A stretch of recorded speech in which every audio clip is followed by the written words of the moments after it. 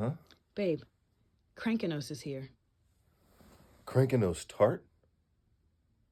I knew he'd be back.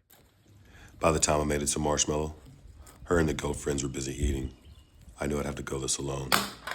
In the garage, Crankanos had dumped my parts cannon all over the floor, but I knew he had been there. There were signs of calcium chloride everywhere. You may know it as ice melt. On the East Coast, we know it as rust seed. Without my parts cannon, I'll need my books, maybe my multimeter, perhaps my code reader, or maybe even a compression tester to determine the actual cause of my problem. YouTube, I'm gonna need your help.